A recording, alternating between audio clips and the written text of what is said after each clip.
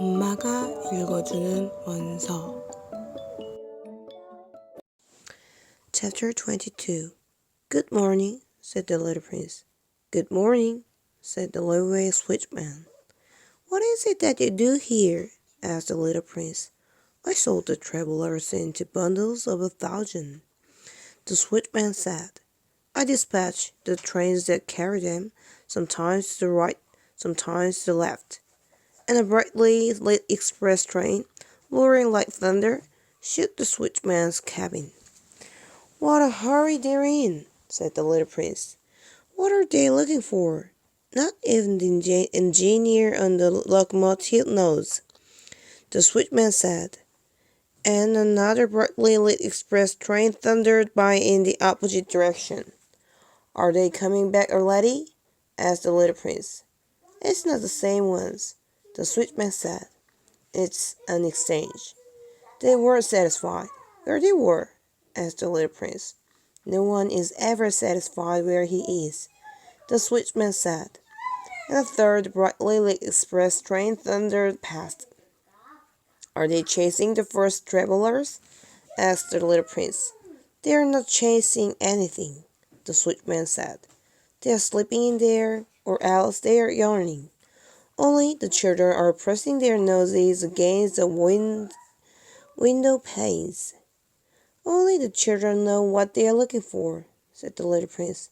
They spend their time on a locked door, and it becomes very important, and if it's taken away from them, they cry. They are lucky, the switchman said. Chapter 23 Good morning, said the little prince. Good morning, said the sales clerk.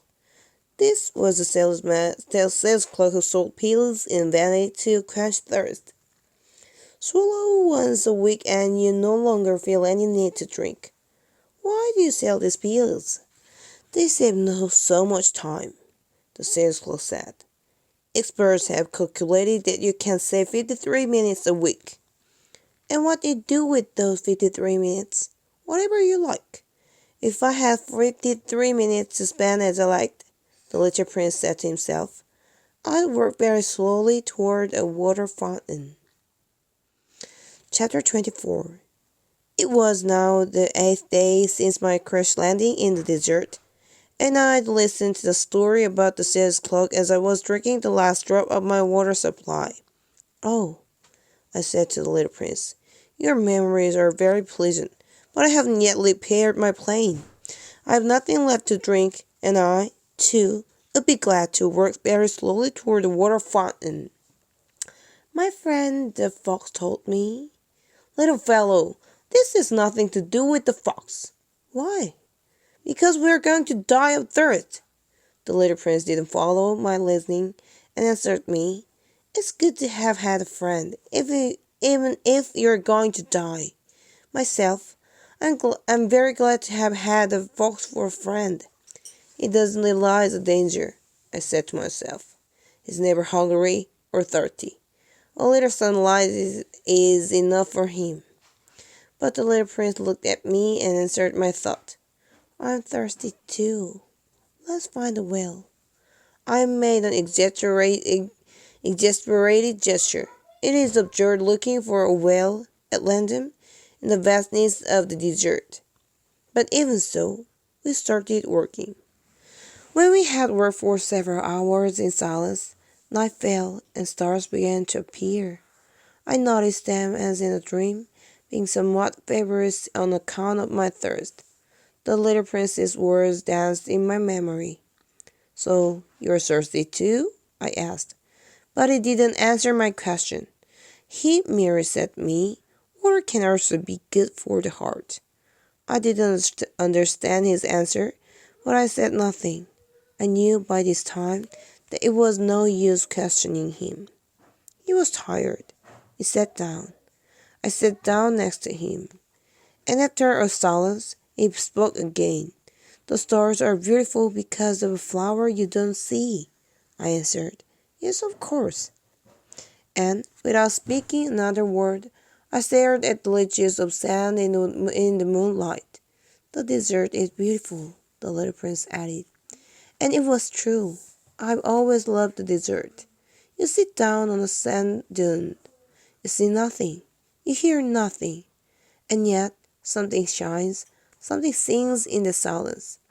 What makes the desert beautiful, the little prince said, is that it hides a well somewhere. He was surprised by suddenly understanding that mysterious radiance of the sands. And I was a little boy, I lived in an old house, and there was a legend that a treasure was buried in it somewhere. Of course, no one was ever able to find the treasure, perhaps no one even searched. But it cast a spell over that whole house. My house hid a secret in the depths of its heart. Yes, I said to the little prince. Whether it's a house or the stars or the desert, what makes them beautiful is invisible. I'm glad, he said, you agree with my fox. As the little prince was falling asleep, I picked him up in my arms and started working again. I was moved. It was as if I was carrying a fragile treasure. It actually seemed to me there was nothing more fragile on earth. By the light of the moon, I gazed at the pale forehead, those closed eyes, those locks of hair trembling in the wind, and I said to myself, what I'm looking at is only a shell. What's most important is invisible. As his lips parted in a half smile, I said to myself again, what moves me so deeply about this sleeping little prince is his loyalty to a flower. The majesty of a rose shining within him like the flame within a lamp, even when he's asleep. And I realized he was even more fragile than I had thought. Lamps must be protected. A gust of wind can blow them out. And working on like that, I found the world at daybreak.